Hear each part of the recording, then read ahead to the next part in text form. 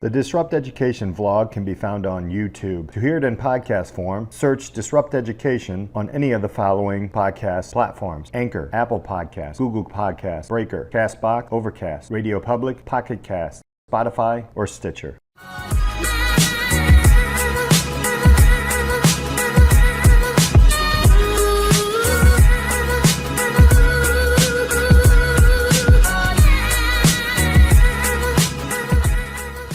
Welcome to this episode of Disrupt Education. I am going halfway around the world to Australia, and I have Tasha Lawton here of Talk Revolution. Tasha, thank you so much for being here. Thank you very much for having me, and good morning. Yes, it's awesome because it's the evening before where I'm at, so I'm going to have her play lottery numbers for today here. Yeah. I don't know if that works, but let's... Yeah, I'll tell you, I can read your future. Yeah, there we go. Now, so let's jump in. Tasha, tell us a little bit about who you are and kind of your path in education.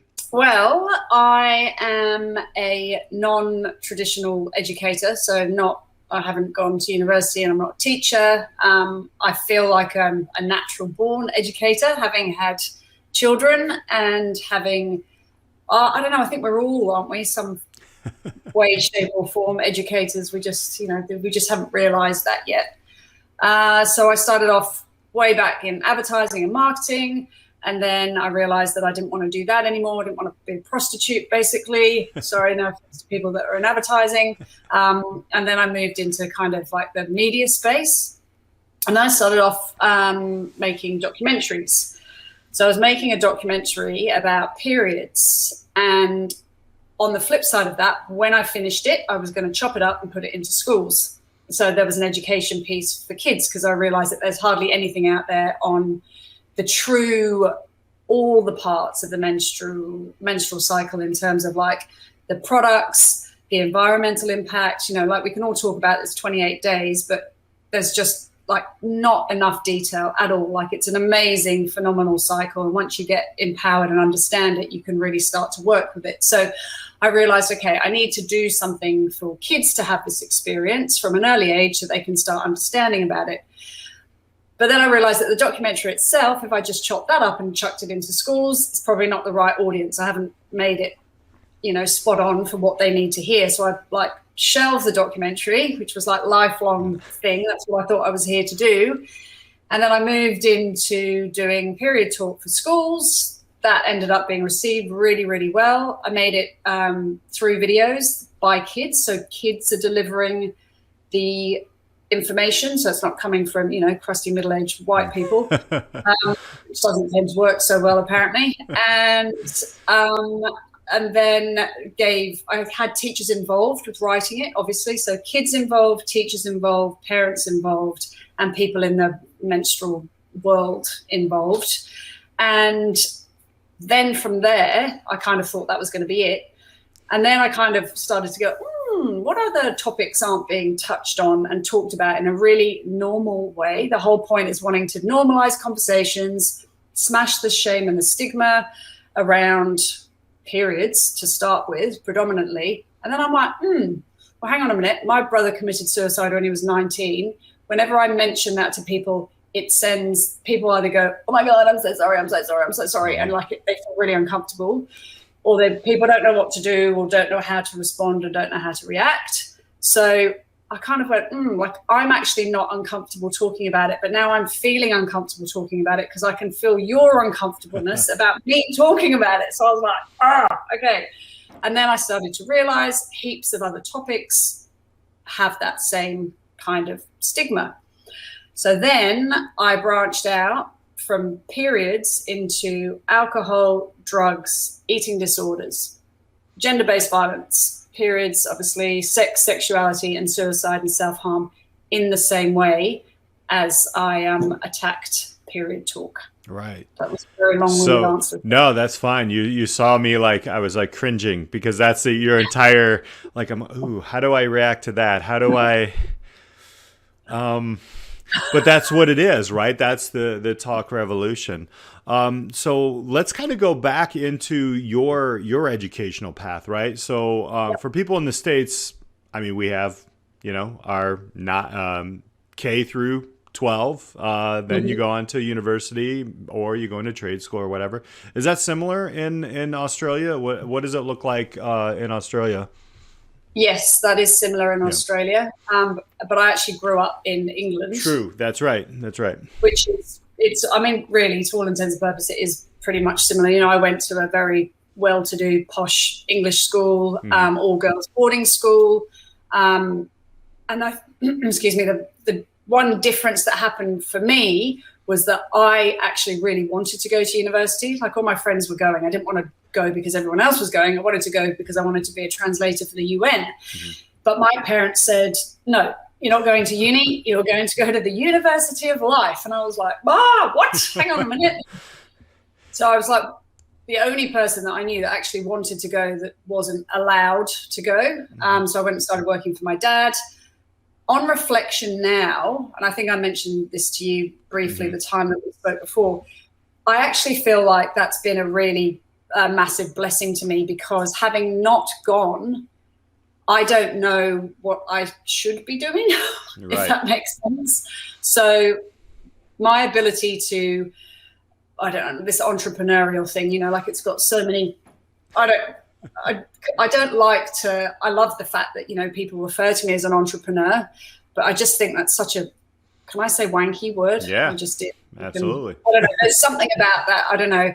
It just means, you know, everyone's out there. They've got no clue what they're doing, and they're making it up as they go. That's what I feel like I'm doing, but I'm really enjoying that journey, because I'm learning so much. I'm learning to fail.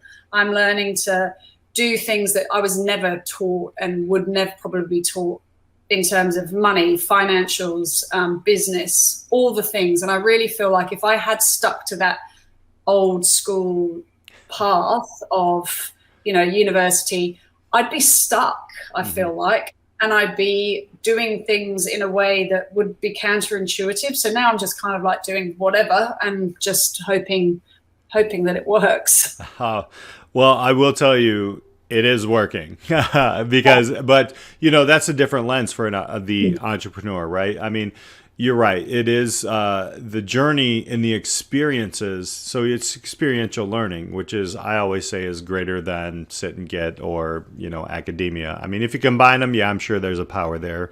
But I truly agree with you. As an entrepreneur myself, I'll just use the wanky word. I love it.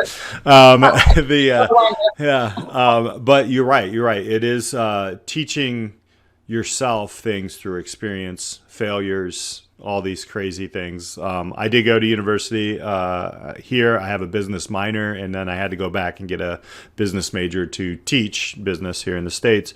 And you're right. It is, I learned much more when I started my own business. Like, it was insane amounts of knowledge coming in. So with that being said, what is it like for people to see these talks? How did you figure out, what was that path like? So you created the documentary, and you're like, nope, that's not working. Cut it up. And then how did you start to pick topics outside? Because we're parents. We had this talk a little bit before. I don't like having these conversations with my kids either. I mean, it's difficult. How are you able to do that? How are you able to get people together? And, you know, on your videos and the lessons that you do have young people talking to young people, which is amazing. So can you talk us through that, a little bit of a journey and some of the highlights on that? Yeah, absolutely. And that's what I kind of think has blown me away as well. Like, so the kids that are in the videos, 2 of them are mine, which they'll probably, you know, hate me for, and I'll be in therapy in a few years' time. But the ones that aren't, they genuinely wanted to be involved with it because either they knew a friend who was struggling with one or more of these areas, they were struggling themselves, they didn't feel like they had very good education when they were at school about the topics, and they just felt like they wanted to speak on behalf of their peers, if you like, to help change the way these topics are spoken about, because they see a lot of their friends struggling. And I just want to caveat, you know, like, I'm not saying teenagers, yes, they're going to do things. It's not to say, right, we're going to watch these videos and everyone's going to be perfectly behaved. No one's going to take any drugs and no one's going to drink any alcohol. Like, obviously, that's not going to happen. However, the idea being that if you can empower the kids to actually be able to have a real sense of themselves and their peers and be able to understand signs, be able to kind of really differentiate within themselves around emotional differences and what it means to, like, you know, having a shitty day and like, no, I've been feeling like this for 2 weeks and now I feel like, you know, there's a problem. And people and their mates to be able to pick that up on each other, and also to say it's okay to have a shitty day, like that's okay as well.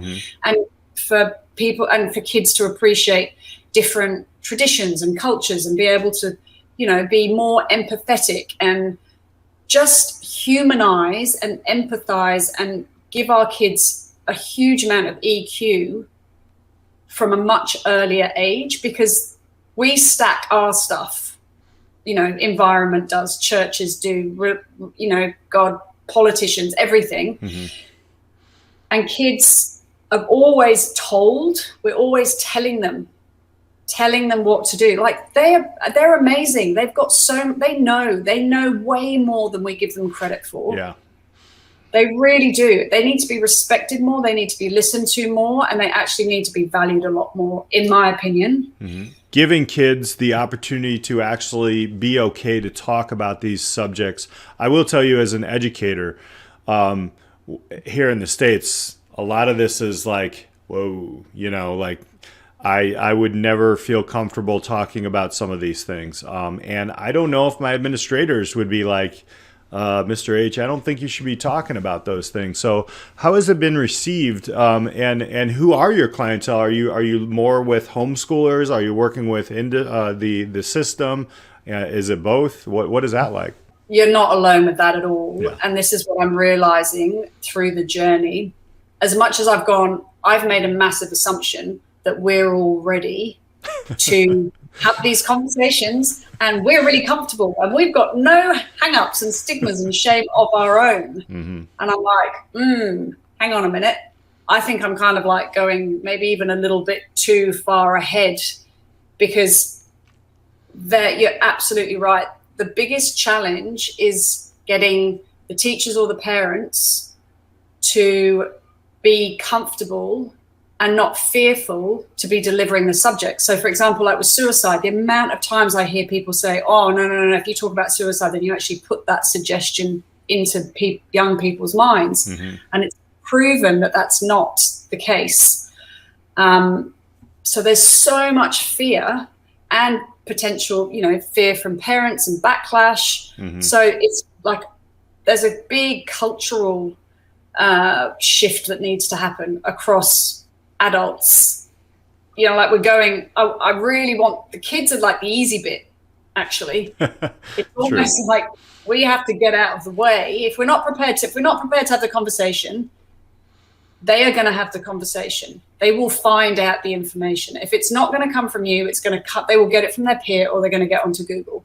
So, like, you know, guys, 1 in 4 in Australia, I don't know about you, but 1 in 4 kids have mental health challenges. 1 in 10 of them are self-harming. 1 in 20 have attempted suicide. Like, that's not made up numbers. That's real numbers. But there's just seems to be like this kind of, oh, yeah, that's terrible. But then, yeah, right. We do. I'm like, we've got to do something. So it's a challenge. Well, that's the beauty of being an entrepreneur, right? And that's why I think this is pretty cool. And I was like, do you got this in the States? Because you need to bring this over here. But you're right. We'll start that here on Disrupt Education. I think one of the greatest pieces of the conversation that we had, and you mentioned it here, was the baggage that us as parents even bring to this, right? I feel like that's why when parents get upset about somebody else talking to your kid about this, but somehow you figured it out, right? You put kids talking with kids and that extra lens. Even I know, as you know, a baseball coach in Little League, if my kid is and I'm coaching, I'll nudge the other coach and say, hey, can you tell him to maybe change up? Because he's not going to listen to me, right? So I think that's what's, really interesting. What kind of things have you seen kids after this? Do they start talking about it? What kind of experiences have you seen youth after they go through this program? What are some successes there? They've definitely, the feedback has been that right at the beginning, you can see everyone being like, oh. Like really a bit kind of, hang on a minute, I'm not sure how I feel about this. But then when they relax into it, and then, the kids that are delivering, I specifically as well didn't choose actors because I didn't want it to be, I say scripted, it kind of was scripted, but in such a way that, my kids said to me, we watch stuff at school, it's like, oh, it's a role play, or it's a thing that's been, so-and-so, a big, a video of a story of someone going to a pub or a party, and then they just sit there going, oh my God, like, we know it's not real, we know that, like, it just isn't, it's not sitting with them. They're not stupid. So that was the biggest feedback in terms of from the kids. They really genuinely felt like they were being connected with on their level. Very conversational. It opens up for the teachers. They found it a lot easier then to be able to go deeper into subjects, which they hadn't been able to do in the past. They felt more comfortable being able to deliver and start talking about these topics. There's activities to go with them as well for the teachers. And they felt like the conversations that came out of it were way more expansive, way more strength-based, way more positive, way more kind of inclusive. And all round. I'm not just saying that to kind of, there's no negative feedback.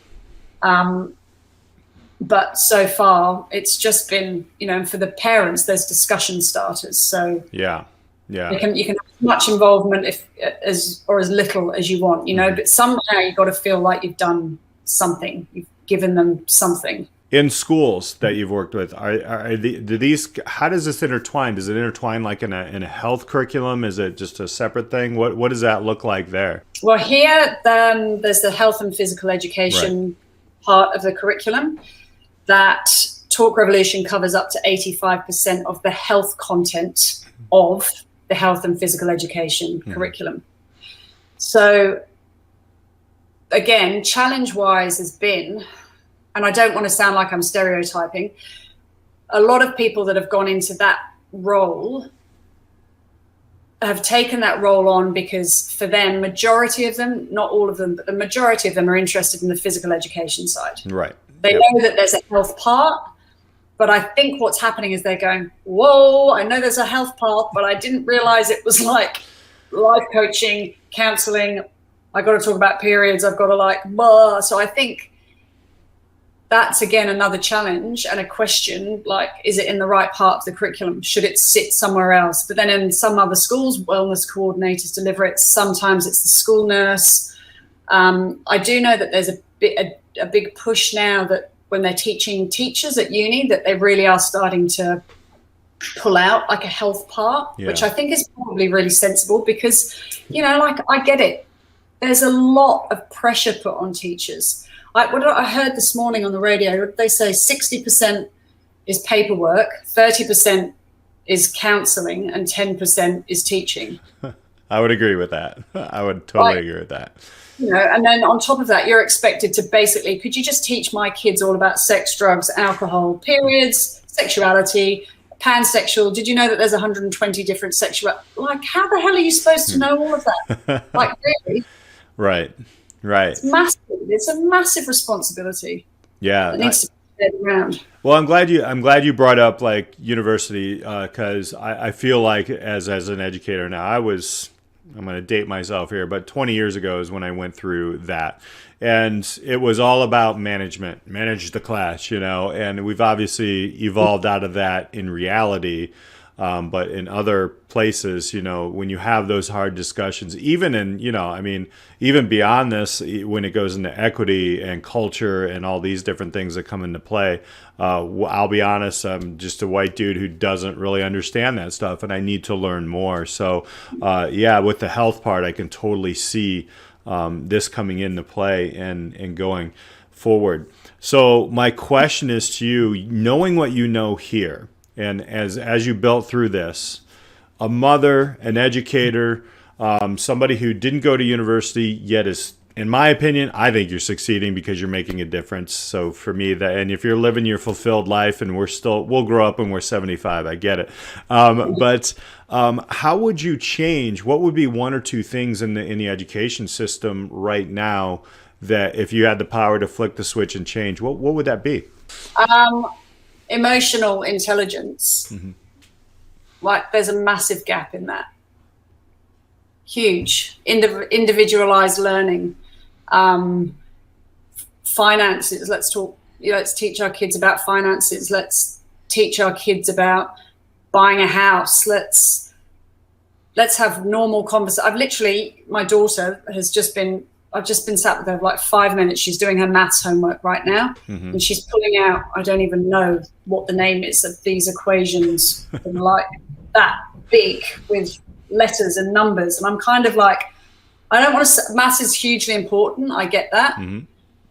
But there's so much importance put on the intellectual side, which I get is so important, truly. There was a really good conversation in Clubhouse, actually, EQ versus IQ, and what people thought was more important. And I feel like both are important, but we haven't put as much time and effort into the EQ as we have into the IQ. Yeah. And I think the teachers, humans, us, we change the school, but we have to really start looking. Things are changing so quickly, and if we don't keep up with the stuff that's happening, and we don't start actually genuinely seeing that all these figures and statistics about suicide and mental health, they're not being thrown around for a joke.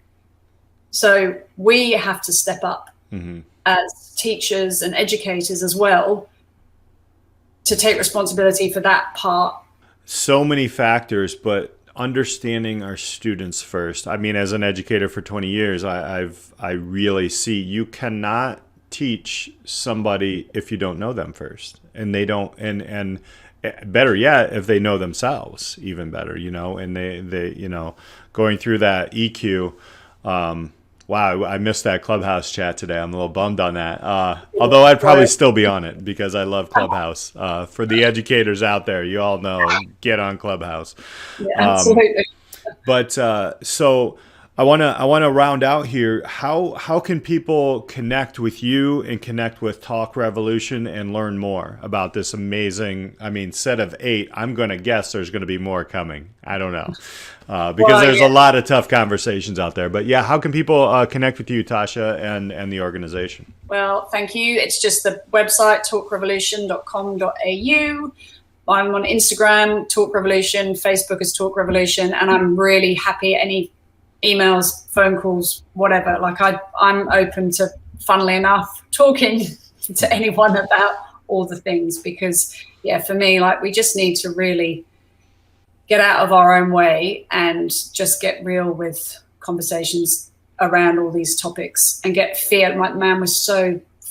So many people come from such a fear-based, and I get that as well. And that's not their fault, If you don't know what you don't know, but, conversations, normalizing topics that are uncomfortable. And if you're uncomfortable listening to this, if you're uncomfortable someone said to you, well, would you be all right talking to your daughter about periods, or single dads, everyone needs to have the support to be able to be the best version of themselves, to empower their kids to be the best version of themselves.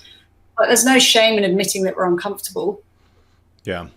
I completely agree. And as you were talking about that, I'm thinking about the conversations I've had with my kids and how much more I could have added with this. They're grown a little bit now, but you're right. And I do want to thank you for, when we do have these difficult conversations and these difficult pieces of learning that are real life, not many people step up. And to me, we just talked about this right before the podcast, is just putting your cape on and making it happen. But Tasha, I really appreciate you and what you're doing. The website is talkrevolution.com.au. You want to check that out, and I'll put up all your connections on the podcast. Thank you so much for hanging out with us on Disrupt Education. Thank you. I really appreciate it, and I love what you're doing as well, so keep going. All right. Thank you all for listening and watching. Till next time, we'll see you on Disrupt Education.